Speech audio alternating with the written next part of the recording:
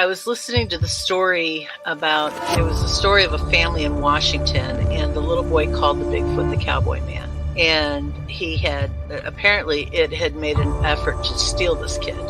And it hit me. My children were in that playpen behind me with nothing but a mosquito net over them. It could have crept up behind me and taken both of my children, and I wouldn't have known. Father just got like a Mustang or something from Wyoming, okay? He had it out in the corral because he couldn't put it in the barn in the stalls with the other horses. It would kick and made all the other horses nervous. Had a Seminole Indian working the horse, trying to break it every day. So they had it out in the corral. This skunk ape snuck up behind this horse and grabbed it on its hind quarters. This particular horse kicks out, jumps over the corral, runs into the pasture, to get away. At this point, the rancher's out there just blasted away with the dirty.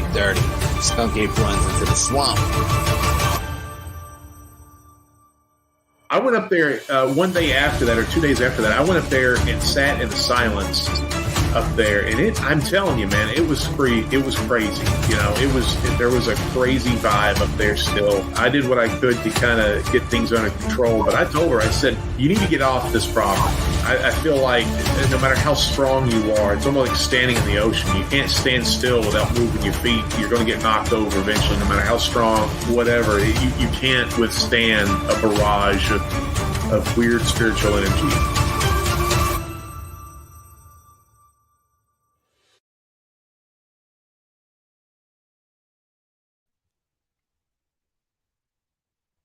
What's up, everybody? Welcome back to Paranormal Odyssey. I am your host, Wayne, joined as always by my partner in crime, good buddy, jack of all trades, Miss Tiffany. How you doing, ma'am? Good. I am good, excited, and stoked for tonight's guest. Yeah, I am too. We've been talking to her for about 10 or 15 minutes backstage, and I'm excited about this one. It's going to be very, very educational, I believe. She does a great job with everything she does. We'll talk more about her in just a minute. Before we do, though, how are you doing? Anything new going on with you? No, not really. I will say, though, that we have 86 days until the Smoky Mountain Bigfoot Con, and we are legal beagles. We just got 3 tickets. So we will absolutely, for sure, 100% be there. Because awesome. now we're legal to walk in the door.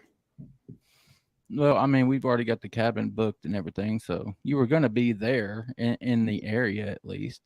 Yes. Now I can be in the building too. I'm looking forward to it. It is always a fun time up there. This will be my 3rd one, I think, that I've been to, and my 2nd in a row. And it'll be your first one, right? Yep. It'll be the first one. Yep. Because I went to 2 here in Virginia, but this is the first. This is the first out-of-state one. This is like big business. Yeah, it is. I mean, this is what you do. It's what I do, man. I'm excited. I'm excitedly nervous. Yeah. But more excited nervous. What sucks is, I mean, the time it takes to get there. It seems like it'd take forever to get there. And then once you do get there, the time flies because you're having so much fun, and you got to go back home, which sucks. Right. But, and I'll be sad. Yeah, it's worth it though. Yeah. You just let's pay some bills. Well, let's do that. All right, everybody. If you are new to the show tonight, we are happy to have you. Thank you for tuning in. But please hit that subscribe button before you leave tonight. We are still working on growing the show, obviously. So, yeah, we're glad to have you. Please hit that subscribe button, though. And if you would like to come on with Wayne and I, you can reach out to both of us, Wayne at paranormalworldproductions.com, or myself, Tiffany at Paranormal World Productions. We are completely booked for May and June, and we are taking dates for July. So if you would just reach out to us, and we will work at getting you on. want to ask everybody head over to paranormalworldproductions.com. That is our website. Check out all the other shows: Sasquatch Odyssey, that Bigfoot podcast, the Basement Hangout, Kentucky X Files, True Crime Odyssey. There's several shows that you guys can choose from. Pick you up some merch also. I think they're still running the $16 t-shirt sale, right? As far as I know, they are. Yeah, that was the perfect time to get them. Yeah, that's like a Mother's Day sale, isn't it? It is. Yep. So they'll probably run that all the way through Mother's Day. $16, guys. I mean, you're not going to beat that. Pick you up a Paranormal Odyssey shirt. Send us some pictures of you wearing them. We would love to see it. I've got 3 or 4 of them myself. My daughter has a couple. They're good quality. Had them for a while now, and they're still going strong. So, yeah, pick you up a shirt. We would love to get some pictures. And if you have any questions for tonight's guest, as always, we ask that you put them in all capital letters so we can grab them up and we can ask her at the end of the show. Just make sure they're in all capital letters. We try not to miss them, but sometimes if the chat starts going, it's easy to do. So if we don't grab them, just put it up there again and we'll get them. All right. And lastly, before we get to our guest, we are still doing the giveaway. I say unfortunately because we have not hit 50 yet. We are, is it 6 or 7 away? I'm not 7. sure. 7. We are 7 new members away from doing our giveaway. So if you are one of the first 50 people to sign up for our $1.99 a month members only, you will be entered into a drawing, and that person will win a Yeti lunchbox, an autographed copy of one of Naomi Finn's books, an autographed copy of The Unfamiliars written by Miss Tiffany, and your very own Paranormal Odyssey t-shirt. So if you can, I mean, $1.99 is not hurting many people. 199 pennies. If you want to get access to extra shows, we try to do one members only show a week, at least 2 or 3 a month. We try to do. We have the members only Discord that you have to be a member to be a part of. They get inside information to upcoming shows, and we all just hang out and talk. And gonna be doing a movie night pretty soon. So yeah, if you want to be a part of that, it's $1.99 a month, and you will have a chance to win all of those goodies. We would love to have you. All right. Have I forgotten anything? Nope. I think we covered everything on our list of to-dos. All right. Well, we did forget one thing. Let me bring up the poll question that is active. The poll question tonight: are cemeteries actually haunted? Right now, we've had 11 votes, and it's pretty close to split. We got 55 that say yes and 45 that say no. We are going to ask our guest what she thinks about that, because if you will go to her Instagram, you will see that she spends a lot of time in cemeteries. She is a co-founder of the paranormal organization Afterlife All Stars. She runs the She Haunts Instagram, which is how I actually found her. And yeah, she does a bunch of really cool stuff over there. Like I said, all kind of cemetery videos. She gives a lot of fun facts, which Tiffany, go ahead and share your fun fact that you picked up today from her. Okay. I was today years old when I learned this, and I love learning new things, so I'm excited. So I'm a dork. But you see the cemeteries around, and it has those large wrought iron fences or gates around them. So I always thought that it was for decorative purposes. It's not. It is because it was said that ghosts cannot pass through iron. So that's why you see them in little, around whole cemeteries, and then sometimes in singular, family plots of cemeteries. I thought that was really cool. Yeah, like I was saying before we came on, I have seen those before around like singular graves, and I always thought, well, I mean, these people just had a little extra money to spend, and they wanted to decorate the grave, but there's actual thought behind that, and I did not know that until we found out from this lady. I want to Mhm. welcome to the show Miss Gina Black. No, you double clicked her. Where is she? You- Did I double? There you are. Hi, thank you guys for having me. Of course. Thank you for Yes, coming. ma'am. Thank you so very much for taking the time to come and hang out with us. I tried to do you justice in your or in our little pre thing, but yeah, you do really, really cool work, and we're glad to have you. Thank you so much. I really appreciate that. Yeah, I love all things spooky. I'm interested in cemetery history, cemetery art, and I write about these things and blog about these things. And I'm just always interested in learning more and talking with people that also have interests. So thank you guys so much for inviting me. Yeah, you are very, very welcome. We are glad to have you. Now, you are in the state of Florida. We're not, going to give any specifics or anything, but the state of Florida has a reputation for some spooky stuff. I know the St. Augustine area is known for being spooky, but I'm just curious, how did you get your start in the creepy? What first drew you to it? So I've always been interested in the paranormal. I was always one of those kids that grew up with, I had an interest in scary movies and scary books. And I grew up in upstate New York and New Jersey area, kind of bounced around as a kid. And when I moved to Florida, I was about 11 years old, and my parents purchased a home that wasn't super old. I want to say it was probably about 35, 40 years old.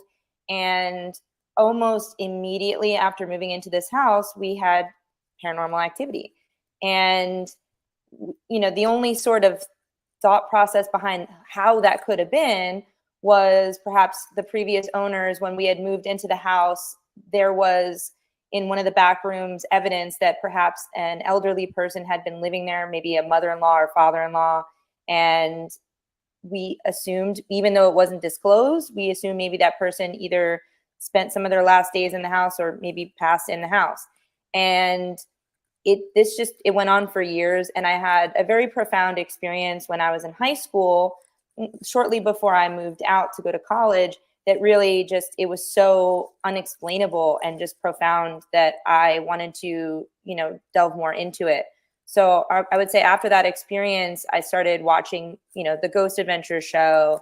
I started, reading books about the paranormal, and I started to go to haunted locations, and it kind of just, spiraled from there. And now I'm a paranormal investigator. I write, I blog, and I just, I want to teach other people about the things that I'm passionate about. And mainly that is, learning about the paranormal, proving its existence, and also being mindful of the historical aspects of these locations and preserving the legacy of these locations by, telling the stories and keeping them alive in that way. Very cool. Very cool. Yeah, we were talking right before you came on, and you do a lot of work with like historical places. I know you said down around Miami and everything. Talk a little bit about the group that you co-founded, Afterlife All Stars. Tell us a little bit about that organization and the things that you do for, not only yourselves, but for the community. Absolutely. Well, I've been investigating with some of these people for years. Some of them are newer to the team. And basically what we do is we work with historical locations. We have a museum that we work with and also a hotel. And we offer paranormal investigations as a fundraiser for the location. And guests can come and buy a ticket. They'll learn all about the paranormal equipment and how to use it. All the little things you see on popular shows, and you can pick those devices up and see if you can capture your own paranormal evidence. And we take the guests on a hands-on investigation of the properties. And it is just a wonderful experience because, you know, we're teaching a little bit about the history of the property. We're showing the guests how to use the equipment. And oftentimes we do capture paranormal activity and in these very haunted locations. And what I love about it is, as someone who always wanted to be involved in the paranormal, I know the excitement that people feel when they get to hold these devices that they've seen on TV shows and they can actually do the investigations. And it is just so much fun to work with the guests and also to help out these historical locations in our area. So the two main places that we do regular events at, there's a hotel called Hotel Redland in Homestead, Miami. And that hotel it had so many different situations throughout the years. It was built in the early 1900s. There was a fire, it burned down. Many people perished in the fire. It was rebuilt. And then at some point, you know, fell into a mob run situation where there was mob activity. It became a speakeasy with rum running from the Florida Keys all the way up, you know, the state. And there was some, you know, nefarious activities going on that created the paranormal activity that we are experiencing now, mainly from that era. And so we work with the guests and, you know, we show them all the hot spots, and the owner is super cool and he allows us access to basically the entire hotel so that we can take our guests on this journey with us. And then we also do investigations at a property called History Fort Lauderdale. And History Fort Lauderdale is a living museum of historical properties. So they have the first hotel, which is called the New River Inn, and they have a schoolhouse, and they moved a pioneer home from its original location to the property to preserve its legacy. And we take guests on tour, you know, a paranormal investigation tour of all three properties, and they get to investigate with the tools and learn a little bit about the background. And it's a great time. And in addition to doing these events, we also do private investigations. So if there's someone locally in the South Florida surrounds that needs help in their home with paranormal activity, we offer those services free of charge. And we also work with businesses. If they're having any experiences, we can try to help them with that. And we also do investigations for fun, just as a team. And we're very big into experimenting. We like to try new experiments to see if we can capture paranormal activity. And members of our team have, you know, come up with our own experiments. We've tried experiments that we've seen others use. We're just always looking for new ways to capture paranormal evidence. Yeah, very cool. Very cool. I highlighted something from Chris Milner. I'll throw it back up here. And I mentioned earlier, St. Augustine is known for its haunted, you know, activity, its lore. You talked about Miami, so you guys do a lot of stuff around southern Florida, but you also told me that you go pretty much all over. Yes. And I was wondering if you spent any time or done anything in St. Augustine. Yes, I have gone to St. Augustine many, many times. It is one of my favorite cities. And funny that you brought up, I know we talked a little bit about cemeteries earlier, and we talked about, you know, St. Augustine being really haunted. And there's a lot of cemeteries in St. Augustine, but there are two that are very well known. There's the Talamato and there's the Huguenot. Now, the Talamato Cemetery, before it was incorporated into that cemetery for the Spanish, it was actually a Native American burial ground. So when the Spanish arrived in the 1500s, they used, for whatever reason, I'm not sure if they were directed to use that plot by the Native Americans or they saw that the Native Americans were using it, but they kind of took over that plot of land and created the Talamato Cemetery, which is very haunted. And there's also a cemetery across the street, which was founded by the Huguenots. It's a little later, not quite as old as the Talamato, but still very old. And the Huguenot Cemetery is extremely haunted. And many believe the reason for the hauntings is because during the time of yellow fever, where everybody was, you know, passing around this horrible disease that they either did not know how it was, you know, going around. They had no idea what caused it, and they had no idea how to treat it. So there was just people, unfortunately, passing away at a very rapid rate in a city that had little medical facilities to help these people. And there was a mass grave at the Huguenot Cemetery. And a lot of people believe that because this mass grave is there, it's filled with people that didn't get their last rites. Their names are not on a stone. They're an anonymous person in a mass grave, that might be the reasoning for why it is so haunted. But those two cemeteries have an incredible amount of paranormal activity. I actually, hilariously, was not on an investigation at the time. One of my girlfriends was getting married, and she decided she wanted to go to St. Augustine for her bachelorette party. And so, like any good, friend does when they're in town, it was suggested, not by me, somebody else, thankfully, suggested that we take a walking ghost tour. And I didn't have any equipment with me. I just had my camera phone, and I snapped a bunch of pictures. And one good suggestion, if anybody's ever at a haunted location and you want to take pictures and see if you can catch paranormal, is always take pictures in threes, because you might see something manifesting in one and it might come to fruition in the next and be gone in the third, or developing in a different manner. But what's interesting about taking them in threes is you might see the progression. And I got that on this night at the Huguenot Cemetery. It's the only photos I've ever taken where I believe there's an apparition in them. There's actually two figures. I've showed it to a lot of people, and some people even think that there might even be a third figure, but it's not as clear as the first two. But it appears that there's a light. It's inside the cemetery, so there's nobody allowed in. It's actually, you can't even go in the cemetery. But I was taking photos, and it appears as though a man and a woman. The man is very clear. He's a kind of a big guy, I would say, hefty guy, and he's got a full beard. It looks like a top hat. He's wearing some kind of frilly suit. You can see like the detail in the front. And the woman that's standing next to him is wearing a long sleeve, light blue or white linen kind of looking dress with a bonnet. And they're looking over. And in the second picture, they're moving back. And in the third picture, they're gone. So that was my only time. And it was in St. Augustine. It's at the Huguenot Cemetery. And since I've had that, and I posted it on my Instagram, a lot of people have reached out with me with photos that they've taken on haunted tours or just walking around. And it's wild how many apparitions show up in photos in that cemetery. So if you're ever there, even if you're not a ghost hunter and you want to see if you can find something, you have a high likelihood of catching something at that place. Oh, and what was that called again? The Huguenot Cemetery.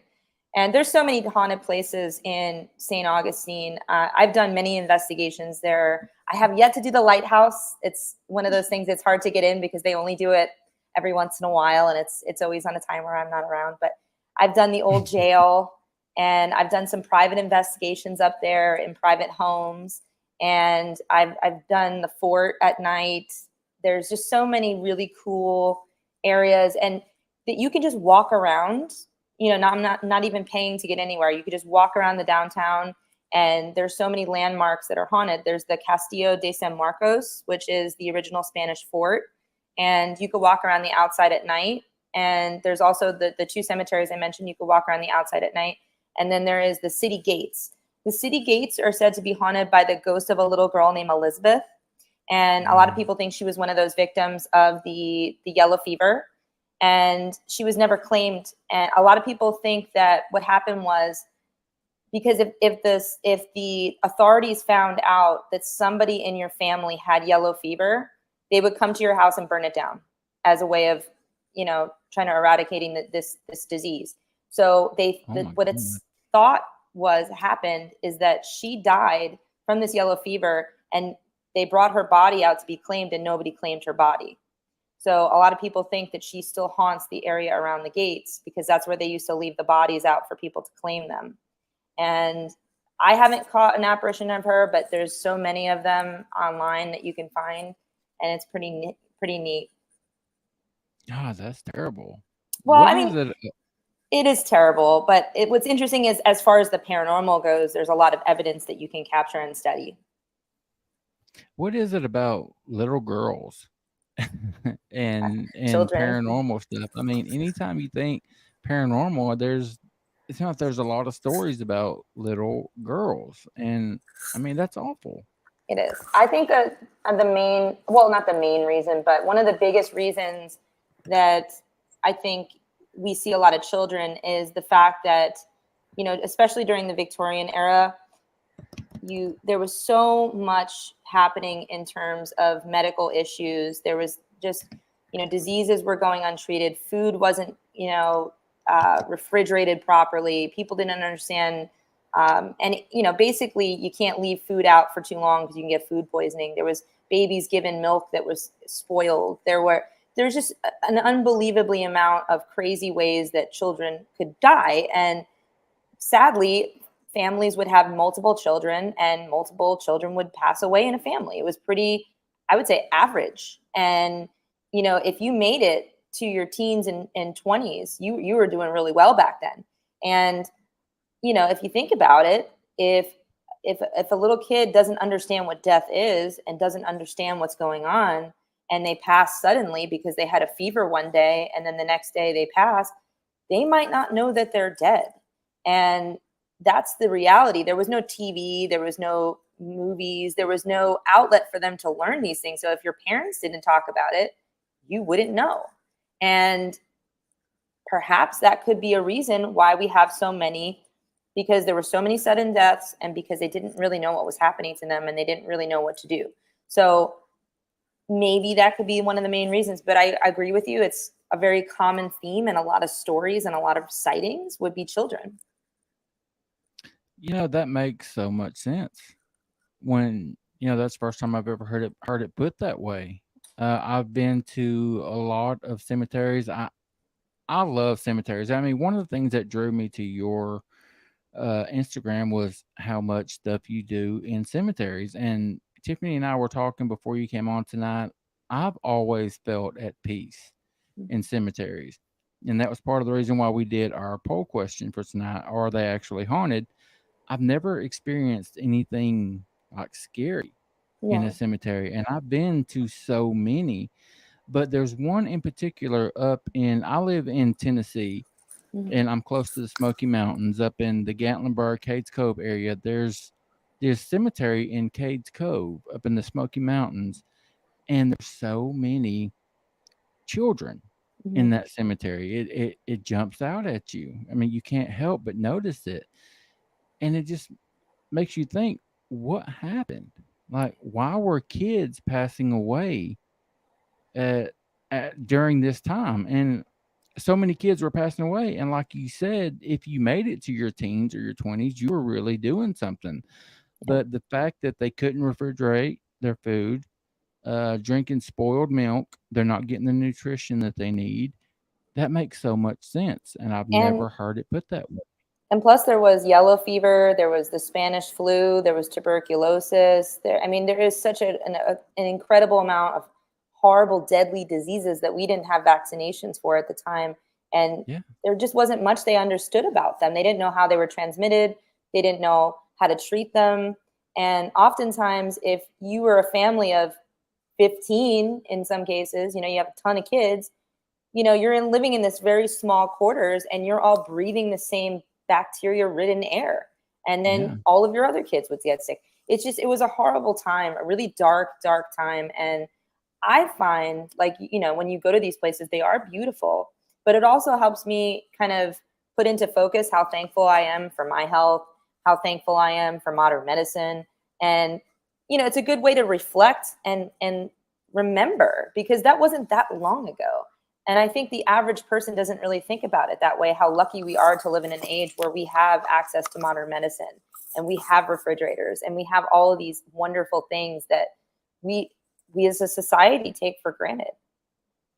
Yeah, I mean, that's very, very well said. You're making a whole lot of sense. You're answering a lot of questions that I've had for a long time now. But let's shift gears a little bit and talk about paranormal investigations. Well, I do want to ask you about techniques that you guys use, but before I get there, I would like to know personally yourself, what is the most scared that you have ever been on an investigation? This is a great question. It's one answer comes to mind, and it was wild. So I was investigating the museum property that I do events at, that I've done dozens and dozens and dozens of times. This is our team's home base. This is very familiar. And we lead public investigations, but we also have team nights where we just go and investigate for fun. So on this particular team night, we split the group in half. So a few of us went into the Pioneer home and the others went to the schoolhouse. So as we were walking up to the Pioneer home, the caretaker, his name's Dan opens up the home for us. He has a key and it's a deadbolt lock. So he says to me as he's walking in and I'm, letting the other folks in, he says, listen, just use the latch key, the latch lock, because I don't want to lock you guys in, but it's a deadbolt. So that's really the only way I can lock the door. So he said, just use the latch lock. That way, nobody from outside can come in. So, we watched him walk away with the rest of the members of our team and they walk on to the next area of the property. So we were investigating this house that we're very familiar with. And one of the girls was complaining that she wasn't feeling well. She was just saying, I feel a little nauseous. I don't feel really well. So we moved on to a different room and we went to the living room and we all sat down on the couches and she said, okay, I'm sitting, I feel a little bit better. Everything's all good. So we continued investigating. And at some point she stands up and she says, guys, I think I'm going to go stand outside because I want to get some air. So we said, we might as well pack up. We're not getting a ton of activity tonight. So let's go meet the others. So we start kind of gathering our things. She walks up to the door and I think I made a comment to her, why don't you just stand right outside the door so we can see you? I don't, we're in a downtown area, so I don't want someone to, snatch our friend. So she goes to open the door and she looks back and she says, oh, it's locked. And then she starts jiggling it a little more. She's like, guys, I really don't feel really well. I really want to get out. And I said, it's not locked. Just move the latch key, the latch lock. And she's saying, no, it's locked. So another girl gets up and says, okay, I'll get it. Maybe it's jammed. So she gets up to open the door and she looks at me and she says, it's locked. So of course I don't believe them because I watched Dan leave and not lock the door. And he's the only person on the property that has a key. So I get up and I can see through the crack of the door jamb that the deadbolt is locked. And I'm thinking to myself in this moment, what is going on? Because I know that door wasn't locked. And this poor girl, she's feeling sick. She's feeling nauseous. She got sick on the floor of this historical house, which was horrible. So we were able to call the caretaker and the caretaker came back and he was just as shocked as we were. He said he didn't lock the door and he's the only person who had a key. And it just doesn't make sense. And then, so, the girl that had gotten sick, as soon as she left the property, she was feeling fine. So she kind of felt like something was doing that to her. Something was making her feel sick and then locked the door. And so some of the investigators that, hung back to clean up the situation and also to get the equipment, they got on one of the recorders that there was a gruff sounding man who was claiming responsibility for this. So we landed up all of us went to the schoolhouse and we were using what's called a portal box. And this device is it's like a speaker that enhances a spirit box, which is something that ghosts can speak through. It's like a radio that has an ability to switch through stations at a rapid pace. And sometimes you hear voices through these stations. And we got a voice and I said, did you lock us in the house? And it said locked. And it was just one of the spookiest things because I can't wrap my brain around how a spirit can lock a door like that, a heavy deadbolt lock. So that to me was the scariest just because I couldn't come up with an explanation. And, if in case of an emergency like that, you got to get out, you can't get out. So that was probably the scariest for me. Oh my goodness. Yeah, that doesn't make any sense at all. Well, because you got to think of how much energy it takes for them to do something anyways, and then to deadbolt a lock. That's, it's insane. Yeah, it was. And you know what? Whatever it was, this thing did not like that particular investigator. And when she wasn't around, there's never any problems. So I don't know. Maybe the spirit just didn't like her. I'm not sure what the reasoning was behind it, but at least thankfully I've been there at least, 20 more times since then. And I've never had any other experiences. So I'm hoping it was just a one and done kind of deal. Have you ever been touched or like scratched or harmed or any way in an investigation? So I've been tapped. I've had my shoulders tapped, but I've never been scratched. I've never had anything like that happen. I recently had a situation which was a little spooky where I think something might have followed me home. But it was a very odd situation. And I didn't feel anything touch me, but I was feeling uneasy during the investigation. I felt a strange like vibration actually on my stomach. And it was weird. It almost felt like I had my cell phone tucked into my jeans and my cell phone was vibrating, but I didn't have my phone on me. And later on that evening, I had a very interesting experience in my house. And I cleansed my home. I used sage and I burned the sage and, opened the windows and everything. And I haven't had any problems since. But I do think that feeling I felt, the vibration might have been something latching onto me. So that was fun. I've got questions written down that I want to ask, but one that I don't have to write down because I ask of every paranormal investigator that comes on, and you just touched on it. But I'm going to go ahead and ask you. Yeah. The one thing that has always prevented me from doing paranormal investigations, because I think it's awesome what you guys do. I think it would be fun to do. But the one thing that's always prevented me from really moving forward and doing it is that fear of something latching on and coming home with me.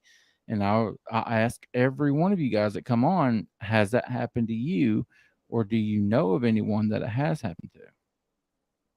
Well, for me, I can tell you that it's not a really long story, but basically, I don't think what followed me home was malicious. I think it was possibly confused. And as soon as I cleansed my home, it was gone. And basically what happened was at the same museum property, there is a rotation exhibit area. So in the museum, they do local exhibits from collectors and things like that. And at the night that we were there was an exhibit for the railroad. And the hotel sits right along the tracks of the railroad, like right across the street from it. And they had some artifacts from the construction of the railroad. And immediately walking into this room, I felt off. I just felt different. I couldn't really explain it. I'm not a psychic. I don't claim to have any of those powers, but I felt uneasy. I felt something was different. And then I felt that vibration feeling. And one of the other investigators also said that, without me saying anything to her, she also said that she felt that same kind of vibration. And later on in the evening, my husband met me at the location. We went home. The two of us, because it was late night, we both showered, went right to sleep. Now, I woke up from the craziest dream. In my dream, I was in my room. In my dream, it was very vivid. I wake up in my bed and I look over and I'm looking around the room and I'm saying, there's somebody in the room. There's somebody in my room right now. And I don't know how I knew it, but I knew it. And I start looking around the room. I look at my husband. He's sleeping just the way he normally would in real life. And I'm looking around and I look on the side of the bed, on his side of the bed, and I see a man who's crouched like he's hiding. And he's crouched on the floor and he's looking up at me. Now, this man, clear as day, I can tell you everything about him. He was about 6 foot tall. He was a big, stocky guy. He was wearing all brown clothing. He was bald head. He had beads of sweat on his face that you could see. And in this dream, I couldn't say anything. When you're in a dream, you can't scream, you can't punch anybody, you can't run, you can't do all the things you want to do. And I wanted to scream, get out, And in real life, I wake up suddenly. I'm like, oh, whoa, and I'm looking around the room now because now my heart's racing from this nightmare. And I smell what smells like body odor, which, like I mentioned, my husband and I, when we got home, we showered. So I didn't think it was us, but I gave a little sniff and it wasn't us. We don't keep laundry in our bedroom. We keep laundry in the laundry room. So it wasn't like there was anything funky sitting around, but I smelled a whiff of body odor. That's an undeniable smell. We all know what it smells like. And I get up out of bed because now I'm really shook. So I'm looking around my bedroom. I can't smell it. It was almost like it went in front of me and it was gone. And so I'm going around my house. I went back, through my living room, through my kitchen. I'm looking everywhere and just sniffing around, and I can't smell it. But it dawned on me the next morning that the man that I saw in my dream was covered in sweat. And then I happened to wake up in my bed and I smell a sweat smell. It was really bizarre. But the man that I saw, he didn't look angry or scary. He looked confused. Like, what am I doing here? And the more I thought about it, I think that he might have been attached to those railway equipment that we were investigating around. And maybe he had no idea how he ended up coming home with me. Who knows? But I landed up, I took white sage and I burned it throughout my entire home. I opened the windows, I opened the front door, and I successfully, I think, removed this entity, because I have not had any experiences since. This was the only time this has ever happened to me. And I am very understanding and sensitive to the fear, which is why I usually tell people, say a prayer while you're investigating. You can also say, you're not allowed to follow me home, because taking that power for yourself is the best defense you have. And, you can also take precautions, protection crystals, sage, anything like that. But I wouldn't say it's a super common situation but it can happen. It is a possibility, but in my experience, it wasn't a negative experience for me. And I don't think, right off the bat, it needs to be the end of the world. You can kind of take control of your space and take authority from that. Because a lot of times when someone is living in fear, they're feeding these things, and these things latch onto that. But if you're, have an authority in your voice and you take control and you let them know this is not for you, I think that that's the most powerful thing you can do as an investigator, as anyone who's interested in the paranormal. But there are certainly precautions that you should take. And my regular precautions were not enough on this evening. And I do believe that something did follow me home.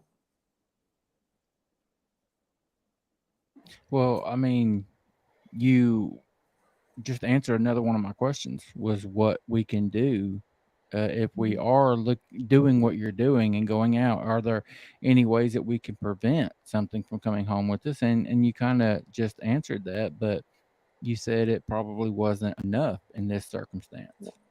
I think that it's, for whatever reason, I always wear protection crystals. I always sage, and I always say a little prayer when I go in, a little prayer when I leave. And I always say, you're not allowed to follow me home. Thank you for letting me investigate. Thank you for talking with me, or thank you for interacting. But you have to stay here, and I'm going to leave.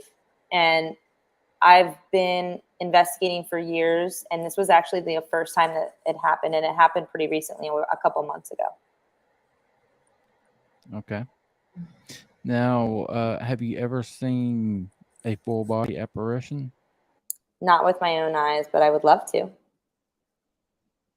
Okay, but you've caught some pretty interesting stuff on camera, right? Yes. Mm-hmm. Okay. Yeah, I wish we could show some of those, but I didn't ask you to send them. Well, actually, we've already got a couple people in the audience asking tonight when you're going to come back for round 2. So we would love to have you back. Sure. And maybe next time when you come back, you can send me ahead of time some of the pictures that you've taken. That would be really cool. Absolutely. Anytime. Okay, well, switching gears a little bit, I do want to ask about some of the techniques that you use on your investigation. One that I have always found really interesting from all of the investigators that we've spoken to is the Estes method. Yeah. And do you use that? And also, what are some of the other things that you do? So I do regularly use the Estes method with my team. And just to describe what that is, and I'll tell you about how I do it, because I do it with a little bit of a twist. So the Estes method was actually originally created by a paranormal team in Estes, Colorado.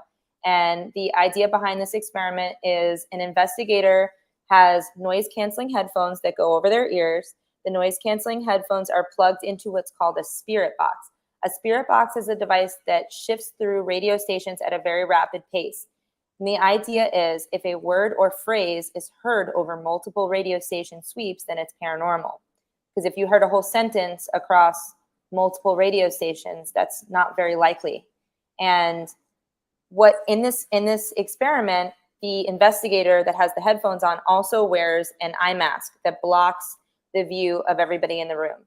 Now, this does two things. For the investigator doing the experiment, you're in a state of sensory deprivation. So all you're hearing is this really loud, it's all you can hear. And you hear little blips and little words throughout that, but you're really tuned in and you're really listening during this, and you can't see anything because you're blindfolded.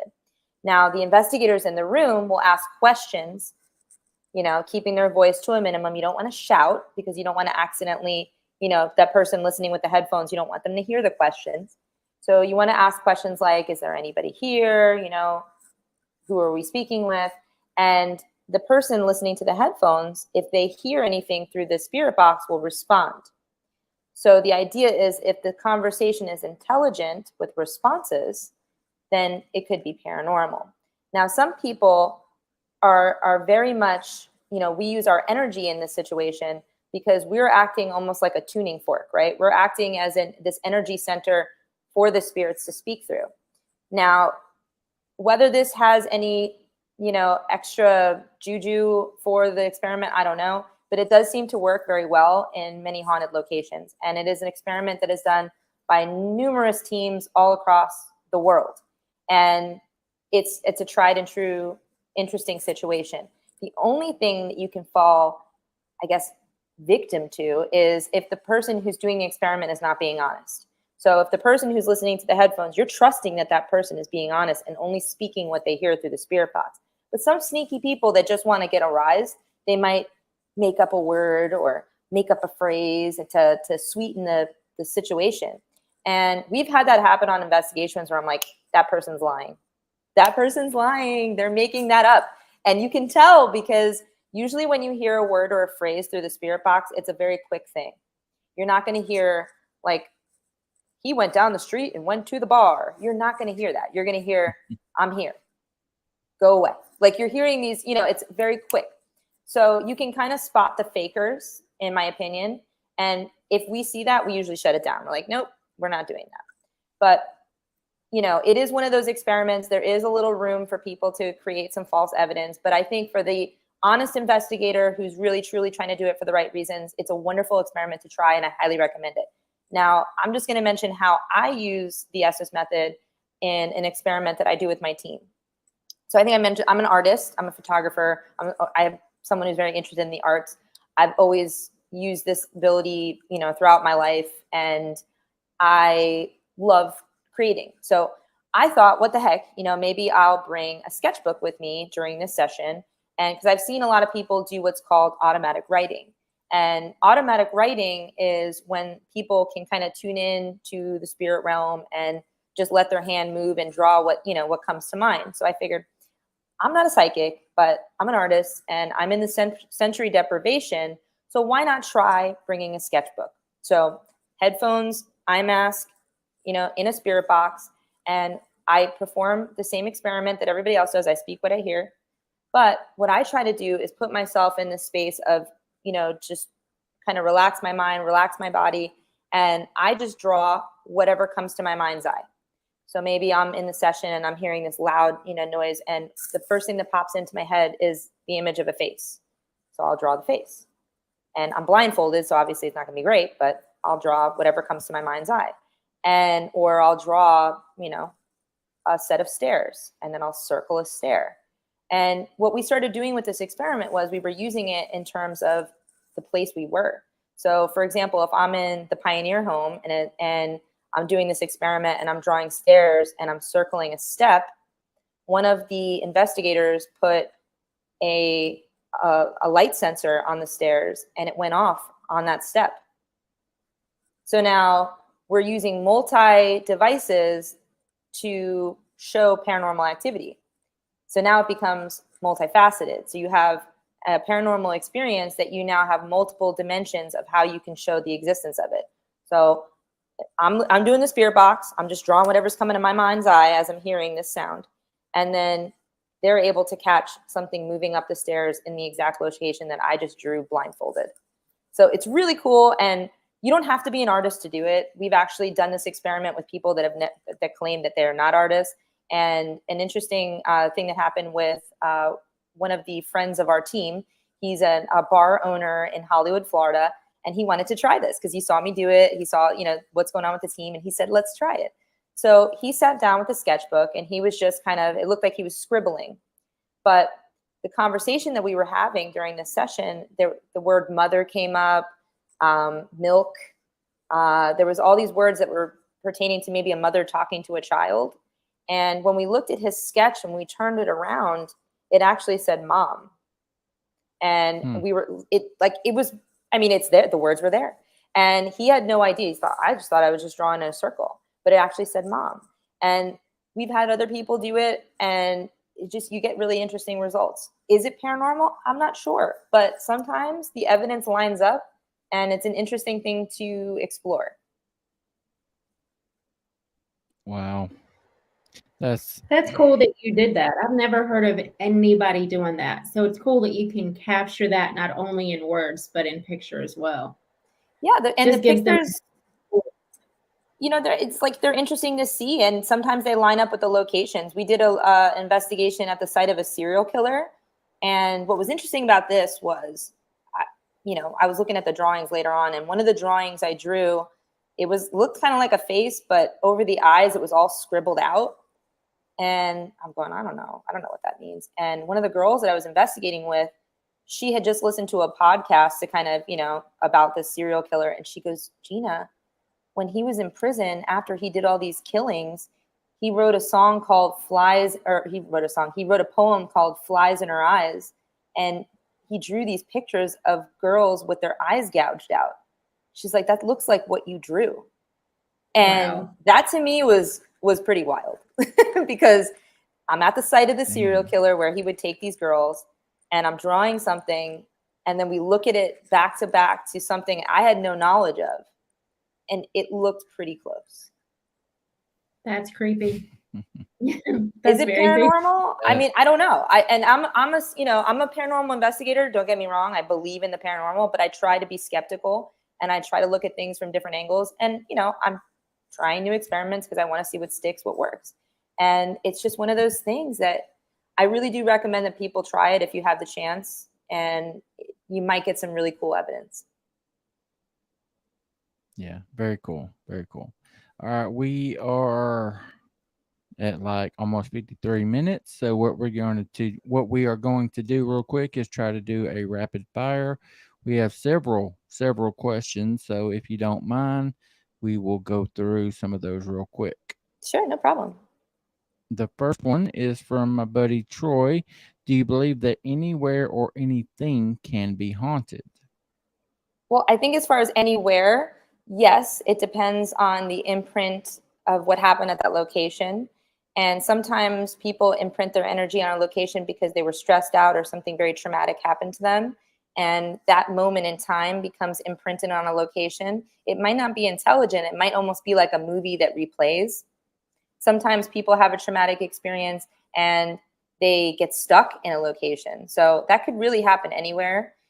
As far as objects go, same kind of deal. If someone's attached to an object, they can attach their energy to it.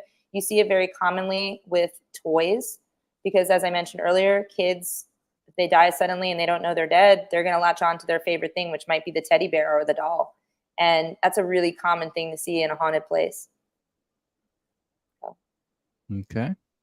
Our next question is from Mike Wolf. Are spirit boxes legit? Well, I have 3 different spirit boxes, and I get some interesting evidence on them. Now, most of the time, a spirit box, we could be on an investigation for 4, 5, 6 hours, and you might only get a little bit of time on the spirit box, a few minutes, where the responses are intelligent. So do I think that it's intelligent all the time? No.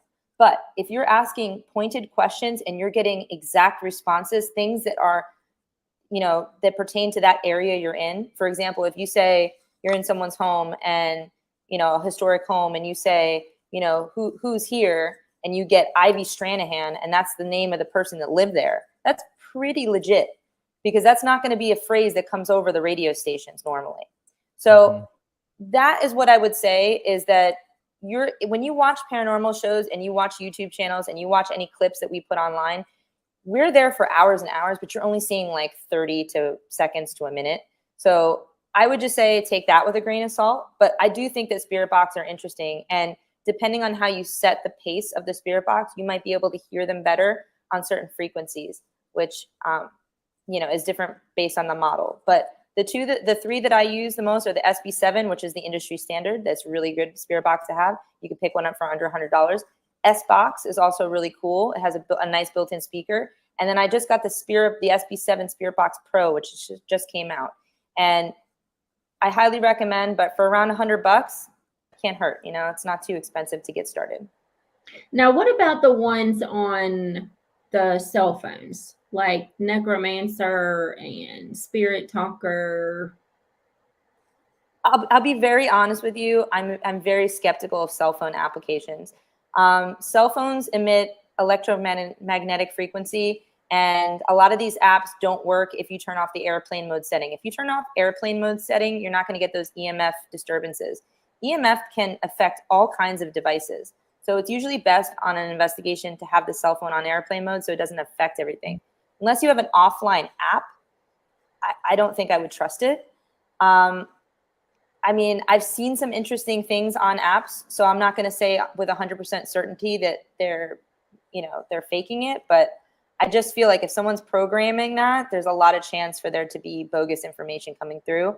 But that's just the way I look at it.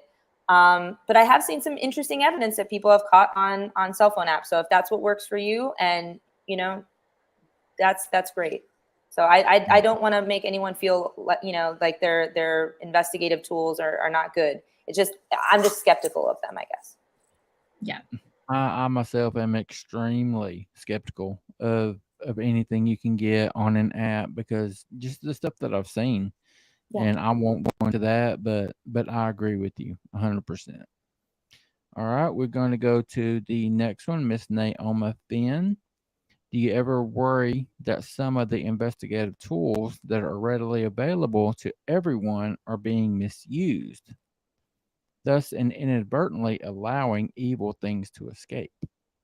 So when it comes to evil, I think the best advice I can give you is you kind of know going into a location if you're going into a location that has evil energy. I personally don't like to put myself in those situations. I'm not saying I never would, but if you go into a state prison, you're investigating a prison where people lived the rest of their days on death row and died horrible deaths and did horrible things to people, you're probably not going to have a positive experience. You're probably going to run into those people, and they're the same way they are in death as they were in life. So I think the best rule of thumb is if you're worried about evil, don't put yourself in the place where you might encounter it. But when it comes to people misusing equipment, there's going to be people that fake things for views no matter what. And I think it's up to the viewer to be able to educate yourselves on what could be fake and what would not be fake. But unfortunately, there's sensationalism when it comes to YouTubers and people that have, they want the subscribe and the likes, and they want all the fanfare and all that. And yeah, I'm sure some of it gets faked and some of it gets embellished. But I think the average paranormal investigator, the community at large is a really good community. And I think that people are in it for the right reasons. And at least as far as most people I've met, there's always going to be some, bad apples. But I think in general, I think that this field is a really good group of people. And I think that the average person isn't trying to pull the wool over everyone's eyes. So I guess it depends. Yeah, I agree with that. All right, next one from Troy. How do you rid yourself of a spirit you believe to haunt your house or a person in the house? So when it comes to, I guess maybe I'll take this as maybe a private investigation. So if we're doing a private investigation for someone's house and they want they're having trouble with paranormal activity, the first thing is we try to go in and determine what kind of energy is there. Is it an evil energy? Is it someone trying to get your attention? Is it something that just wants to be acknowledged? But I think a lot of times a spirit that has good intentions may be mistaken for a spirit that's bad. And I only say this because let's put yourself in the shoes of the spirit. You're deceased and you're trying to get someone's attention. Maybe it's an ancestor of yours. Maybe it's your loved one. Or maybe it's just someone who lived in the house before you that doesn't want to leave for whatever reason, but they're trying to get your attention. And they can't get your attention because you're not in tune to it. So maybe you get pushed, or maybe you get a little scratch or something like that. And imagine this spirit is just trying to get your attention really, really bad, and that's how it manifests. A push or a scratch isn't always necessarily negative. It could just be the spirit really, really trying to reach out to get attention. And sometimes by just acknowledging that it's there is enough to relax all of the activity. So in some cases, I'm not saying all cases, but in some cases, when a person is living in a home that's haunted and all they have to do is acknowledge that the spirit is there and take control of the house and say, look, I know that you're here. I know that this was your house first, but it's my house now. And you are not allowed to touch me. You are not allowed to scare me. You are not allowed to scare my children or anything like that. And as long as you can deal with that, then you can stay. Most people do not have a problem after that, because it's the fact that the spirit wants to be acknowledged, and that might just be the only reason why it's doing what it's doing, moving things around, making noise, all kinds of stuff. Now, if a person's house is haunted and that doesn't work, then you can try to do what's called the cleansing, where I mentioned that a little bit earlier, but there are different ways that you can cleanse a home. You can have a priest or a rabbi come to your home and do a blessing. You can also try doing it yourself with prayer. You can also use sage. You can use other items to cleanse the space. And I think in most situations, it would be probably pretty easy to kind of get something to move on. I think a lot of times you see these, TV shows and movies that really amp up the level of paranoia because they want to sell a show or they want to sell an idea. And, oh, the house is so haunted and we have to have the exorcism and this and that and the other thing. I don't think that is the average situation. That might be your very extreme situation that's unlikely, in most cases. All right. Very cool. Gina, tell everybody where they can find you. So my name is Gina Black, and you can find me on Instagram and TikTok at She Haunts. I have a blog that you can check out. I also do some cemetery research and photography, which is also on my pages. And my paranormal team is called Afterlife All-Stars. We're located in South Florida. We do all kinds of paranormal events when we have guests join us on investigation. So if you're in the area, you're always welcome to come visit. Our events are usually only $35 a person, and that would include a couple hours investigation into various haunted buildings and places around South Florida. All right. Very cool. Yeah, as we mentioned earlier, I feel like there's a lot that we didn't get to on this one, so I would love to have you back if you are interested. I would love to come back. Thank you so much. Very cool. Very cool. We will set that up after tonight's show. Again, thank you, ma'am. Thank you so very much for taking the time to hang out and sharing everything. This was one of the most informative episodes that we've done in a long time, and I appreciate it. Thank you so much. Yes, I learned a lot. All right, ma'am. You enjoy the rest of your evening. Thank you so much. You too. All right. Bye-bye. Bye. Bye. Oh, man, how good was that? Yes.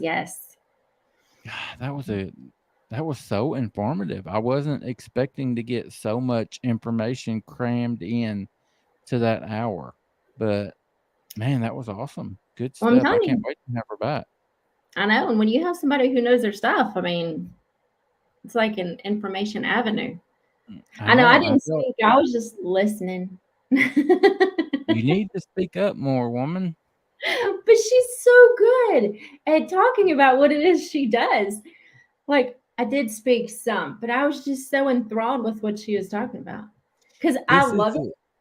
Yeah, this is the kind of guest that makes our job so easy because you give her something to talk about and she just goes. Yes. And it's all informative. You could tell that was the most. I had to take out a couple of questions because of time restraints, but there was like 11 or 12 questions, and yeah, we never get that many questions from our audience. So yeah, that was amazing. So yeah, I look forward to a round 2 with Gina. Yeah, and Zach said I have no problem speaking. He would know after 25 years because he Yeah, generally can't get me to shut up. So Mr. Tiffany knows well. yes. All right. Let's get out of here. I have got a almost 3-year-old that is screaming daddy daddy. So I got to get out of here. But yeah, you got anything else, ma'am? I will be on with Randy Stewart tomorrow night at 8 o'clock Eastern. We will be sharing that link. It'll be on his YouTube channel. So I will be in the hot seat tomorrow. It'll be my turn on his channel. Awesome. So, yep, I will share that all over Facebook. Everybody that complains that they don't get to hear enough from Tiffany on our show, y'all will get your remedy tomorrow night. We will be sharing that everywhere. I look forward to it. Yeah, I'm excited. I'm gonna have multiple bottles of water and yeah, because I mean I could just talk and talk and talk for hours. Like when Randy calls me, we're on the phone for an hour and 45 minutes every time he calls. Yeah. So, all right, say your goodbyes, ma'am. bye, y'all. Thanks for coming in. I will see you next time. All right, guys. Again, thank you so very much for the respect that you showed our guest, the awesome questions that you had from her, and just for being who you are. We love you. We appreciate it. Thank you so very much. And until we see y'all again, y'all take care of yourself. Take care of each other.